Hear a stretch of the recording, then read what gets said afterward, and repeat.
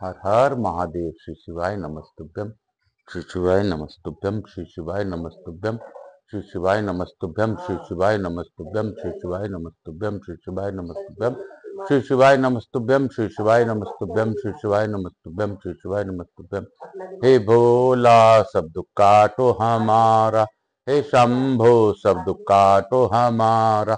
शिव शंकर जपूं तेरी माला बाबा भोला, जपूं तेरी माला के बाबा, सब दुख काटो हमारा। हे शंभो सब दुख काटो हमारा, हे विश्वेश्वर नाथ सब दुख काटो हमारा। हे काशीपति आदिनाथ सब दुख काटो हमारा। काशी काशी शिव काशी मोक्ष नगरी काशी की जय। महाकाल राजा की जय। मैं प्रथम पूज्य देव गणपति गणेश जी महाराज का आह्वान करता हूँ, उनसे प्रार्थना करता हूँ कि इस कथा स्थल पर पधार कर आवाज समस्त देवी देवताओं को आने का मार्ग दें।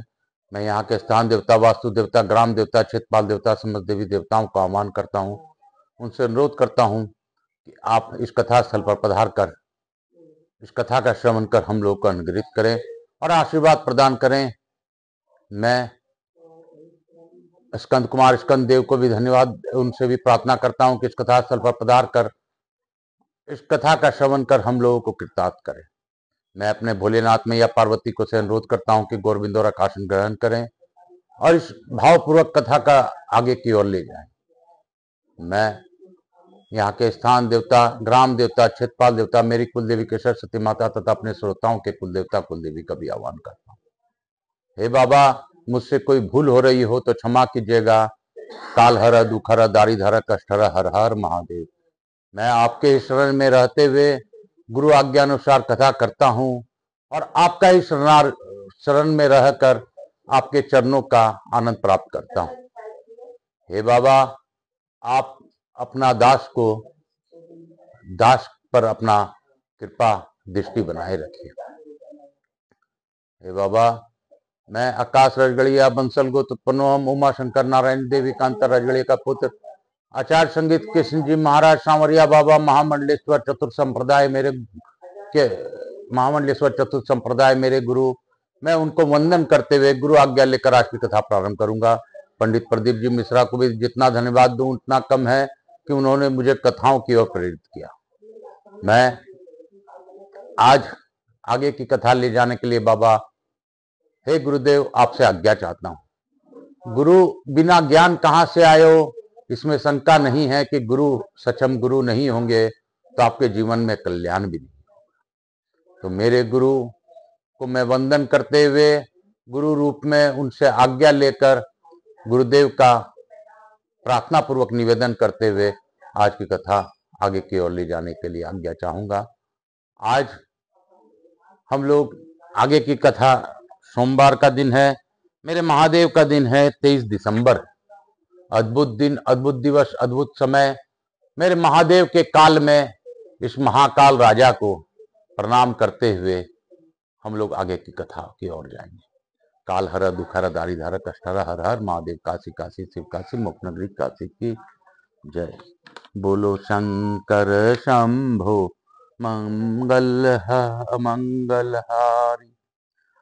हम लोगों ने परसों पढ़ा था कि जिसको देने का निश्चय किया हो उसे ही दें, दूसरे को न दें। दी हुई वस्तु उसमें वापस न लें। जो श्रीहरि के शयन काल में ब्राह्मण के लिए सब प्रकार का दान देता है, वह पूर्वजों सहित अपने को पापों से मुक्त कर लेता है। बोलो शंकर भगवान की जय। काशी काशी शिव काशी मोक्ष नगरी काशी की जय। चातुर्मास्य में का हम लोगों ने कथा पढ़ रहे हैं। आज हम लोग आगे की ओर बढ़ेंगे। काशी काशी शिव काशी मोक्ष नगरी काशी की जय। ब्रह्मा जी कहते हैं, मनुष्य सदा प्रिय वस्तुओं की इच्छा करता है, अतः जो चातुर्मास में भगवान नारायण के प्रीति के लिए अपने प्रिय भोगों का पूर्ण प्रयत्न पूर्वक त्याग करता है, उसकी त्यागी हुई वस्तुएं उसे अक्षय रूप में प्राप्त होती है। जो मनुष्य श्रद्धा पूर्वक प्रिय वस्तु का त्याग करता है वह अनंत फल भागता भागी होता है। धातु पात्रों का त्याग करके प्लास के पत्ते में भोजन करने वाला मनुष्य ब्रह्म भाव को प्राप्त होता है। गृहस्थ मनुष्य तांबे के पात्र में कदापि भोजन न करें, चौमासे में जो दो तांबे के पात्र में भोजन विशेष रूप से त्याज्य है। मद्दार के पत्ते में भोजन करने वाला मनुष्य अनुपम फल को पाता है। चातुर्मास में विशेषतः वट के पत्र में भोजन करना चाहिए। चातुर्मास में भगवान विष्णु की प्रीति के लिए गृहस्थ आश्रम का परित्याग करके ब्रह्म आश्रम का सेवन करने वाला मनुष्य का पुनर्जन्म नहीं होता। मिट छोड़ने से राजा होता है। रेशमी वस्त्रों के त्याग से अक्षय सुख मिलता है। उड़द और चना छोड़ देने से पूर्ण जन्म की प्राप्ति नहीं होती। चतुर्मास में विशेषतः काले रंग का वस्त्र त्याग देना चाहिए। नीले वस्त्र को देख लेने से जो वस्तु दोष लगता है उसकी शुद्धि भगवान सूर्य नारायण के दर्शन से होती है। कुसुम रंग के परित्याग करने से मनुष्य यमराज को नहीं देखता। केसर के त्याग से वह राजा का प्रिय होता है। फूलों को छोड़ने से मनुष्य ज्ञानी होता है। सैया का परित्याग करने से महान सुख की प्राप्ति होती है। असत्य भाषण के त्याग से मोक्ष का दरवाजा खुल जाता है। चातुर्मास में परनिंदा का विशेष रूप में परित्याग करे। परनिंदा महान पाप है। परनिंदा महान भय है। परनिंदा महान दुख है और परनिंदा से बढ़कर दूसरा कोई पातक नहीं है। परनिंदा को सुनने वाला भी पापी होता है। चौमासे में केशों का संवारना हजामत त्याग दे तो वह तीनों तापों से रहित होता है। जो भगवान शयन करने पर विशेषतः नख और रोम धारण किए रहता है उसे प्रतिदिन गंगा स्नान का फल मिलता है। मनुष्य को सब उपायों द्वारा योगियों के ध्येय भगवान विष्णु को ही प्रसन्न करना चाहिए। समस्त वर्णों एवं श्रेष्ठ पुरुषों के द्वारा भी भगवान श्री हरि की ही चिंता करनी चाहिए। ये भगवान विष्णु के नाम से मनुष्य घोर बंधन से मुक्त हो जाता है। चातुर्मास में उनका विशेष रूप से स्मरण करना उचित है। कर्क की संक्रांति के दिन भगवान विष्णु का भक्ति पूर्वक पूजन करके प्रशस्त एवं शुभ जामुन के फलों से अर्घ्य देना चाहिए। अर्घ्य देते समय उसे भाव का चिंतन करें। 6 महीने के भीतर जहां कहीं भी मेरी मृत्यु हो जाए तो मानो मैंने स्वयं ही अपने आप को भगवान वसुदेव के चरणों में ही समर्पित कर दिया। सर्वथा प्रयत्न करके भगवान जनार्दन का सेवन करना चाहिए। जो मनुष्य भगवान विष्णु का कथा पूजा ध्यान और नमस्कार सब कुछ उन्हीं के श्री हरि के प्रसन्नता के लिए करता है वह मोक्ष का भागी होता है। सत्य स्वरूप सनातन विष्णु वर्णाश्रम धर्म के स्वरूप हैं। जन्म मृत्यु आदि के कष्ट का उन्हीं के द्वारा नाश होता है। अतः चातुर्मास में विशेष रूप से व्रत द्वारा श्री हरि को ही ग्रहण करना चाहिए। तपोनिधि भगवान नारायण के शयन करने पर अपने उस शरीर को तपस्या द्वारा शुद्ध करना चाहिए। भगवान विष्णु की भक्ति से युक्त जो व्रत है उसे विष्णु व्रत जानो। धर्म में संलग्न होना तप है। व्रतों में सबसे उत्तम व्रत है ब्रह्मचर्य का पालन। ब्रह्मचर्य तपस्या का आचार है और ब्रह्मचर्य महान फल देने वाला है। इसलिए समस्त कर्मों में ब्रह्मचर्य को बढ़ावे। ब्रह्मचर्य के प्रभाव से उग्र तपस्या होती है। ब्रह्मचर्य से बढ़कर धर्म का उत्तम साधन दूसरा नहीं है। विशेषतः चातुर्मास में भगवान विष्णु के शयन करने पर यह महान व्रत संसार में अधिक गुणकारक है। ऐसा जानो जो इस वैष्णव धर्म का पालन करता है वह कभी कर्मों से लिप्त नहीं होता। भगवान के शयन करने पर जो यह प्रतिज्ञा करते हैं कि हे भगवान मैं आपके प्रसन्नता के लिए अमृत सत्कर्म करूंगा उसका पालन करता है तो उसी को व्रत कहते हैं। वह व्रत अधिक गुणों वाला होता है। अग्निहोत्र ब्राह्मण भक्ति धर्म से विषयक श्रद्धा उत्तम बुद्धि सत्संग विष्णु पूजा सत्य भाषण हृदय में दया सरलता एवं कोमलता मधुर वाणी उत्तम चरित्र में अनुराग वेद पाठ चोरी का त्याग अहिंसा लज्जा क्षमा अमन और इंद्रियों का संयम लोभ क्रोध और मोह का भाव इंद्रिय संयम में प्रेम वैदिक कर्मों का उत्तम ज्ञान तथा श्री कृष्ण को अपने चित्त का समर्पण ये नियम जिस पुरुष में स्थित है वह जन्म जीवन मुक्त होकर गया है। वह पातकों से कभी लिप्त नहीं होता। एक बार किया हुआ व्रत भी सदैव भगवान फल देने वाला होता है। चातुर्मास में ब्रह्मचर्य आदि का सेवन अधिक फलद होता है। चातुर्मास व्रत का अनुष्ठान सभी वर्णों के लोगों के लिए महान फलदायक है। व्रत के सेवन में लगे हुए मनुष्यों द्वारा सर्वत्र भगवान विष्णु का दर्शन होता है। चातुर्मास से आने पर व्रत का यत्न पूर्वक पालन करें। विष्णु ब्राह्मण और अग्नि स्वरूप तीर्थ को सेवन करें। चारों वेदमय स्वरूप वाले अजन्मा विराट पुरुष को दे भजे। जिनके प्रसाद से मनुष्य मोक्ष रूपी महान वृक्ष के ऊपर चढ़ जाता है और कभी संताप को नहीं प्राप्त होता। बोलो कृष्ण भगवान की जय।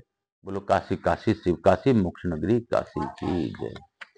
हम लोगों ने चातुर्मास का अद्भुत कथा का श्रवण किया और हम लोग थोड़ा सा आज आगे की ओर बढ़ेंगे। ब्रह्मा जी कहते हैं षोडशोपचार से सदैव भगवान विष्णु की पूजा करना तप है। भगवान के शयन न करने पर वही महातप कहा गया है। इसी प्रकार सदा पंच यज्ञों का अनुष्ठान भी तप है, परंतु चातुर्मास में श्रीहरि को निवेदन करने पर वही महातप हो जाता है। ऋतुकाल में स्त्री के साथ संबंध करना गृहस्थ के लिए सदा ही तप माना गया है, किंतु वहीं चातुर्मास में श्रीहरि को प्रीति के लिए किया गया जाए तो महातप ही सदा सत्य बोलना तप है। यह भूतल पर निवास करने वाले प्राणियों के लिए दुर्लभ तप कहा गया है। देवेश्वर श्रीहरि के शयन करने पर यह सत्य भाषण रूपी तपस्या करने वाला मनुष्य अनंत फल का भागी होता है। अहिंसा आदि गुणों का पालन करना सदा ही तप है, किंतु चातुर्मास में वैर भाव का परित्याग करके उसका पालन किया जाए तो वह महातप कहा गया है। पंचायतन पूजा महातप है। मनुष्य चतुर्मास में श्रीहरि की प्रीति के लिए इस महातप का विशेष रूप से अनुष्ठान करे। सभी पर्वों के अवसर पर सदा दान देना चाहिए, यह तप है, परंतु चातुर्मास में विशेष रूप से उसका पालन करने पर वह दान अनंत होता है। चौमासे में दो प्रकार का शौच ग्रहण करना चाहिए, एक ब्रह्म शौच और दूसरा आंतरिक शौच। जल से नहाना धोना ब्रह्म शौच कहलाता है और श्रद्धा से अंतकरण को शुद्ध करना आंतरिक शौच है। इंद्रियों का निग्रह करना चाहिए, यह तपस्या का उत्तम लक्षण है। किंतु चातुर्मास में इंद्रियों को चंचलता दूर हो तो वह महातप कहा गया है। इंद्रियों की चंचलता दूर हो तो वह महातप कहा गया है। इंद्रिय रूपी घोड़ों को काबू में रखकर मनुष्य सदा सुख पाता है। वे इंद्रिय रूपी अश्व जब कुमार्ग से चलने लगते हैं, सब जीवों को नरक में गिराते हैं। यह काम महान शत्रु है। एक को ही दृढ़ता पूर्वक जीते। जिन महात्माओं ने काम को जीत लिया है उन्होंने संपूर्ण जगत पर विजय पा ली है। काम और संकल्प पर विजय पा लेना ही तपस्या का मूल है। वही सबसे उत्तम ज्ञान है। जिसके द्वारा काम को जीत लिया जाए, लोभ सदा त्याग देने योग्य है, क्योंकि लोभ में पाप को स्थिति है। लोभ को जीत लेना ही तप है। चातुर्मास में इसका विशेष महत्व है। मोह का अर्थ है विवेक, वह सदा त्याग देने योग्य है। जो मोह से रहित है वही ज्ञानी है। मनुष्यों के शरीर में रहने वाला मद ही महान शत्रु है। यों तो सदा ही, किंतु चातुर्मास में विशेष रूप से उसका निग्रह करना चाहिए। मान बड़ा भयंकर शत्रु है। वह सब प्राणियों के भीतर निवास करता है। उसे क्षमा द्वारा जीतना चाहिए। चातुर्मास में उसे जितना अधिक गुणकारी होता है। मात्सर्य ईर्ष्या भी महान पातक का कारण है। अतः महान पुरुष चतुर्मास में उसको जीते। जिसने उसे जीत लिया उसके तीनों लोग जीत लिए। अहंकार के वशीभूत हुए अजितेंद्रिय मुनि धर्म मार्ग को छोड़कर कुमार्ग के कर्म करने लगते हैं। अतः अहंकार का परित्याग करके मनुष्य सदैव सुख पाता है। विशेषतः चतुर्मास में अहंकार के त्याग का महान फल है। यह तपस्या का मूल है। जो मनुष्य विष्णु के शयन काल में प्रतिदिन एक समय भोजन करता है उसे द्वादशा यज्ञ का फल मिलता है। जो मनुष्य चातुर्मास में प्रति मास नित्य चंद्रायन व्रत करता है उसको मनुष्य को वर्णन नहीं किया जा सकता। जो मनुष्य विष्णु के शयन काल में कृच्छ व्रत का सेवन करता है वह पाप राशि का नाश करके वैकुंठ में भगवान का पार्षद होता है। जो चातुर्मास में केवल दूध पीकर रहता है उसके सहस्त्रों पाप तत्काल विलीन हो जाते हैं। यदि धीर पुरुष चातुर्मास में नित्य परमित अन्न को भोजन करता है तो वह सब पातकों का नाश करके वैकुंठ धाम पाता है। चौमासे में एक अन्न भोजन करने वाला मनुष्य रोगी नहीं होता। जो क्षार लवण का सेवन करने वाला नहीं है उसमें पाप का भाव हो जाता है। चौमासे में भगवान विष्णु के प्रसन्नता के लिए फलाहार करने वाला मनुष्य बड़े बड़े पापों से मुक्त हो जाता है।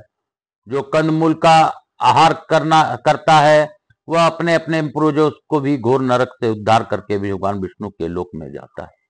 जो प्रतिदिन चौमासे में केवल जल पीकर रहता है उसे रोज रोज अश्वमेध यज्ञ का फल प्राप्त होता है। जो मनुष्य चौमासे में श्रीहरि के प्रीति के लिए शीत और वर्षा सहन करता है उस पर प्रसन्न होकर भगवान जगन्नाथ उसे अपने आप को दे डालते हैं। जो मनी मन भगवान नारायण का चिंतन करके इस परम पवित्र और पाप की शुद्धि के लिए हेतुभूत पुराण की सुनता है अथवा पढ़ता है वह मरकर मुक्त को प्राप्त होता है। नारद जी ने पूछा, प्रजापति 16 उपचारों से किस प्रकार भगवान को पूजा की जाती है? ब्रह्मा जी ने कहा, वेदों और शास्त्रों के विद्वान अनुसार के अनुसार भगवान विष्णु के भक्ति दृढ़ करनी चाहिए। यह सब जो कुछ दिखाई देता है उसका मूल वेद है और वेद सनातन भगवान विष्णु का स्वरूप है। वेदों के आधार ब्राह्मण तथा ब्राह्मणों के देवता अग्नि हैं। अग्नि में आहुति डालने वाला ब्राह्मण यज्ञ में सदा आहुत भगवान श्री हरि को यजन करता है। वह तथा श्री विष्णु की पूजा में निरंतर संलग्न रहता हुआ संपूर्ण जगत को धारण करता है। भगवान नारायण का स्मरण और ध्यान कलेश सुख और आदि का नाश करने वाला है। चातुर्मास में भगवान श्री हरि जल में विशेष रूप से व्याप्त रहते हैं। जल में अन्न पैदा होता है जिससे जगत की तृप्ति होती है। वह अन्न विष्णु के शरीर में अंश के से उत्पन्न होता है। अन्न को ब्रह्म कहते हैं। वह अन्न आह्वान पूर्वक भगवान विष्णु की संपूर्ण समर्पण करके मनुष्य पुनर्जन्म वृद्धता और क्लेश के संस्कारों द्वारा तिरस्कृत नहीं होता। सहस्त्र शीर्षा पुरुषम इत्यादि जो 16 ऋचाओं वाला यजुर्वेद का महायुक्त सूक्त है वह सर्वोत्कृष्ट नारायणमय है। उसके पाठ मात्र से ही ब्रह्म हत्या दूर हो जाती है। ब्राह्मण को उचित है कि वह पहले स्मृतियों में बताई हुई विधि के अनुसार अपने शरीर में 16 सूक्तों का न्यास करे। तत्पश्चात भगवान की प्रतिमा अथवा सालग्राम शिला में विशेष रूप से न्यास करे। फिर क्रमशः वान आदि करके बैकुंठ धाम में विराजमान कौस्तुभ मणियों से सुशोभित कोटि कोटि सूर्य के समान तेजस्वी दंडकारी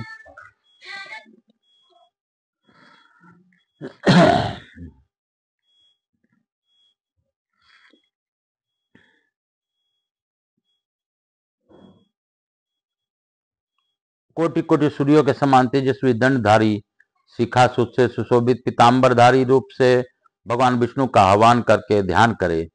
सब पापों के समूह का नाश करने वाला श्री विष्णु को उस रूप में अपने ध्यान में नित स्थिर करके उन्हें पूजा के लिए अपने आगे आगे आह्वान करे।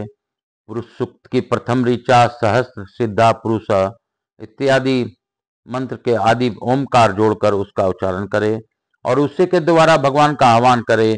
इसी प्रकार दूसरी ऋचा पुरुष एवदम इत्यादि से पाप पार्षदों से श्री हरि को आसन समर्पित करे। वे सभी आसन स्वर्णमय है ऐसा मन ही मन चिंतन करे। भक्ति योग से चिंतन करने पर वह परिपूर्ण होता है। फिर तीसरी ऋचा के पाद समर्पण करे और उसमें गंगा जी का स्मरण करे। उसके बाद सरिताओं तथा सातों समुद्रियों के जल का जगदीश भगवान विष्णु के अर्घ दे। सरिताओं और सागरों का चिंतन मात्र करना चाहिए। चौथी ऋचा में से अर्घ्य दान करना उचित है। इसके बाद श्री हरि को अमृत से आचमन करावें। 3 आचमन से ब्राह्मण की शुद्धि बताई गई है। आचमन का जल स्वच्छ एवं फेन और बुदबुद से रहित होना चाहिए। ब्राह्मण इतने जल में से आचमन करे कि वह उसके हृदय तक पहुंच जाए। क्षत्रिय कंठ तक जाने लायक जल से आचमन करें और वैश्य तालु तक पहुंचने लायक उस जल से आचमन करें। स्त्री और शूद्र एक बार जल का स्पर्श मात्र करने से शुद्ध हो जाते हैं। 5वीं ऋचाओं के द्वारा भक्ति युक्त चित्त से आचमन करना चाहिए। भगवान ऋषिकेश भक्ति से ग्रहण करके योग्य है। भक्ति से ही अपने आप को ही समर्पित कर देते हैं। तत्पश्चात सुगंधित पदार्थों द्वारा सुवासित और सभी औषधियों से युक्त युक्त सर्वमय क्लेश कलशों में रखे हुए जल से भगवान को स्नान करावें।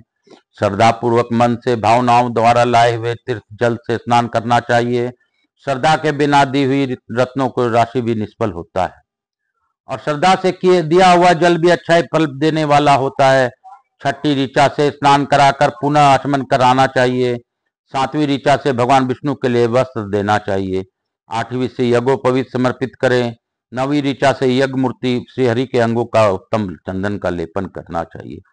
जिसने सुंदर यक्ष कंदर्म के द्वारा जगत गुरु भगवान विष्णु के अंग में लेप किया है, उसने अपने सुयश से इस संसार के आच्छादित एवं तृप्त किया है। चंदन देने वाला मनुष्य संसार में सबसे अपने तेज से भगवान सूर्य के समान होकर देव भाव को प्राप्त होता है और ब्रह्मादि देवताओं के लोक में आनंद का अनुभव करता है। जो मनुष्य चातुर्मास में भगवान विष्णु को चंदन से आलेप से सुंदर रूप में से देखते हैं, वे कभी यमपुरी नहीं जाते। 10वीं ऋचा से भक्ति पूर्वक पुनः पुष्प चढ़ाकर भगवान को पूजा करें। पुष्पों से पूजित हुए भगवान विष्णु को यदि दूसरे लोग भी प्रणाम करते हैं तो उन्हें भी अच्छा ही लोक प्राप्त होता है। 11वीं ऋचा से श्रीहरि को धूप दान करना चाहिए। उत्तम गंध से युक्त दिव्य वनस्पति का रस तथा अतिशय सुगंधित यह धूप संपूर्ण देवताओं को सूंघने योग्य है। भगवान आप इस ग्रहण करें। इस मंत्र का उच्चारण करके भगवान का गुरु का धूप निवेदन करें। चातुर्मास में इसका महान फल है। कपूर, चंदन, दल, मिश्री, मधु और जटा मासी से युक्त धूप श्रीहरि के शयन काल में निवेदन करना चाहिए। देवता सूंघने से ही प्रसन्न होते हैं, अतः धूप उनके ध्रानेन्द्रिय को तृप्त करने का शुभ साधन है। मुक्ति की इच्छा रखने वाले पुरुषों को 12वीं ऋचा से दीपदान करना चाहिए। जो चतुर्मास में भगवान विष्णु के आगे दीपदान करता है उसके पाप राशि पल भर में जलकर भस्म हो जाती है। दीपदान के अनंतर मोक्ष पद में स्थित भक्ति युक्त पुरुषों को 13वीं ऋचा से द्वारा भगवान को अन्नमय निवेदन करना चाहिए। अन्नदान के अनंतर भगवान पुनः आचमन कराना चाहिए। तत्पश्चात 14वीं ऋचा से सब पापों का नाश करने वाले आरती उतारिए और भगवान को नमस्कार करें। 15वीं ऋचा के द्वारा ब्राह्मणों के साथ भगवान के चारों ओर घूमकर परिक्रमा करनी चाहिए। 4 बार परिक्रमा करने से चराचर प्राणियों के सहित संपूर्ण जगत की परिक्रमा तथा भगवत संबंधी तीर्थों की यात्रा संपन्न हो जाती है। तदंतर 16वीं ऋचा द्वारा भगवान विष्णु के साथ अपने एकता का चिंतन करें। मैं ही सदा विष्णु हूँ, इस प्रकार अपने मन में भावना करने वाला ब्राह्मण जीवन मुक्त हो जाता है। चौमासे में ब्राह्मण को विशेष रूप से योग युक्त होना चाहिए। इस प्रकार यह मोक्ष मार्ग प्रदान करने वाला भगवान विष्णु की भक्ति बताई गई है। बोलो शंकर भगवान की जय। काशी काशी शिव काशी, मोक्ष नगरी काशी की जय। मैं बाबा भोलेनाथ को स्मरण करते हुए आज की कथा यहीं पे विराम दूंगा और मैं क्षमा प्रार्थी हूँ कि मेरे स्वस्थ कुछ सही नहीं रहने के कारण मैं कथा कल नहीं कर पाया और आज भी प्रवास के लिए निकलना है और मेरी अस्वस्थता भी है, लेकिन फिर भी बाबा भोला जैसे चाहेंगे वैसी कथा मैं करूँगा, प्रयास करूँगा। काल हर दुख हर दारिधर कष्ट हर हर महादेव शंभु शंभु। कपूर गौरम करुणावतारम संसार सारम दुर्गिंदारम सदा वसंतम हृदयारविंदे भवानी सतम। श्री राम जय राम जय जय राम। श्री राम जय राम जय जय राम। श्री राम जय राम जय जय राम। यहाँ के स्थान देवता, वास्तु देवता, ग्राम देवता, छठपाल देवता, सम माता देवी व पितृ देव सब पितृ देवताभ्याम नमो नमः। भक्तवत्सलाय नमो नमः। स्कंद महापुराणाय नमो नमः। मैं प्रथम पूज्य देव गणपति गणेश जी महाराज का आह्वान करता हूँ। मैं प्रथम पूज्य देव गणपति गणेश जी महाराज, लक्ष्मी जी महाराज, रिद्धि सिद्धि शुभ लाभ कुबेर जी महाराज से अनुरोध करता हूँ कि हे बाबा, हे गणेश जी महाराज, हे लक्ष्मी जी महारानी, हे रिद्धि सिद्धि, हे शुभ लाभ हमारे यहाँ निवास कर अखंड कृपा बनाए रखें। आवाज समझ देवी देवताओं से अनुरोध करता हूँ कि आप हम सभी लोगों को आशीर्वाद प्रदान कर अपने स्थान को गमन करें। पुनः बुलाने पर पधार कर आशीर्वाद प्रदान करें। मैं अपने भोलेनाथ में या पार्वती को भी धन्यवाद देता हूँ कि उन्होंने भावपूर्वक कथा करवाई। बाबा, सबका कल्याण हो, विश्व का कल्याण हो और मेरे जो कष्ट हैं वो आप जानते हैं। आप जाने, आपका काम जाने। काल हर हर धारी हर हर हर